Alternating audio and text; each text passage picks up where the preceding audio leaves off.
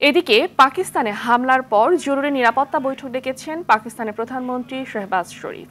মঙ্গলবারের হামলা পরিমিত ছিল বলে মন্তব্য করেছেন ভারতের পররাষ্ট্র সচিব বিক্রম মিশ্র। এ হামলায় ভারতের 3টি যুদ্ধবিমান বিধ্বস্ত হয়েছে বলে জানিয়েছে রয়টার্স। পাকিস্তানে পাঞ্জাবে জারি করা হয়েছে জরুরি অবস্থা, বন্ধ করা হয়েছে দুদেশের বিমান চলাচল। এ নিয়ে পৃথক বিবৃতি দিয়েছে মার্কিন যুক্তরাষ্ট্র ও চীন। সামদানি প্রত্যয় রিপোর্ট।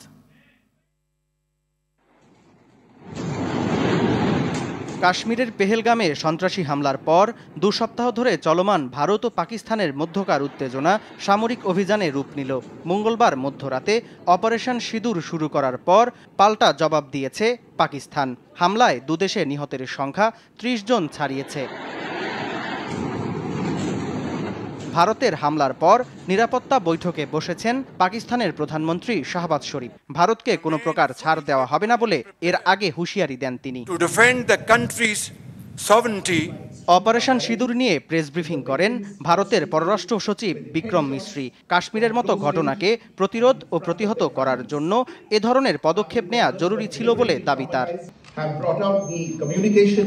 ভারতীয় গোয়েন্দা সংস্থাগুলোর পর্যবেক্ষণ অনুযায়ী পাকিস্তান ভিত্তিক সন্ত্রাসী সংগঠনগুলো ভারতে আরও হামলার পরিকল্পনা করছে। এগুলো প্রতিহত করতে পরিমিত পরিসরে অভিযান করেছি। এদিকে পাকিস্তানে হামলায় অংশ নেয়া 9টি বিমানের 3টি ক্ষতিগ্রস্ত হয়েছে বলে জানিয়েছে রয়টার্স। তবে 5টি ভারতীয় বিমান ধ্বংসের দাবি ইসলামাবাদের। ভারত ও পাকিস্তানকে শান্তিপূর্ণ সমাধানের আলোচনায় সম্পৃক্ত করার চেষ্টা করা হচ্ছে বলে সামাজিক মাধ্যম এক্সের এক পোস্টে জানিয়েছেন মার্কিন পররাষ্ট্রমন্ত্রী মার্কো রুবিও। এ হামলাকে দুঃখজনক বলে অভিহিত করেছে চীনের পররাষ্ট্র মন্ত্রণালয়। পাশাপাশি উভয় দেশকে সংযমের আহ্বান বেইজিংয়ের। সামদানি প্রত্যয়, RTV।